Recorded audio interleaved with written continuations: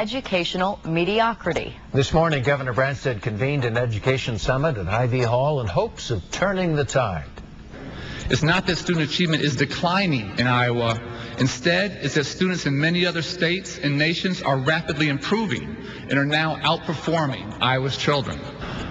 National Education Secretary Arne Duncan began the day by backing the Branstad administration's statements. Duncan says Iowa students are falling behind, and it's up to teachers, administrators, and state leaders to push them to achieve more.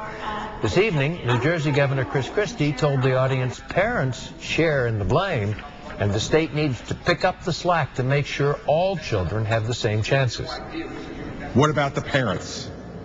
Well, I'd love to motivate more parents to be more involved with their children. But I also know that government has its limits in that regard.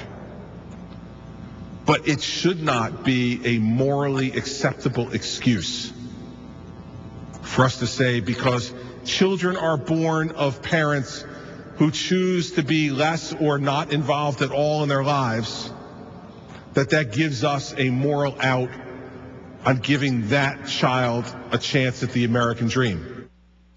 Christie oversaw major educational reforms in his home state of New Jersey. He says true reform must include changes to the teacher tenure system and a system of rewarding teachers for classroom performance. More than 1,600 people were in the crowd for today's presentations and speeches, many of them educators and school administrators. This evening, those attendees say they like what they're hearing so far, and they hope that education reform can actually happen.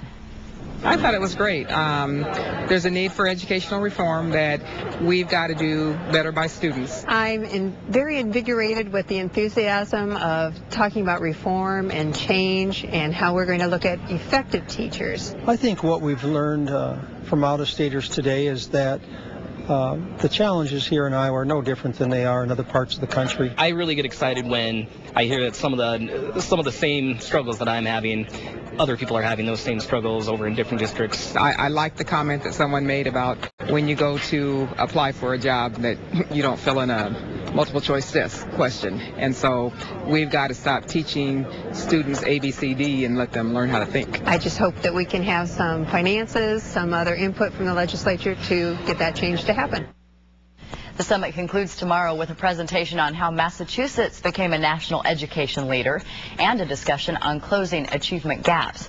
Governor Branstad says he wants some of the ideas presented at this summit to help shape his education reform plans in the next legislative session.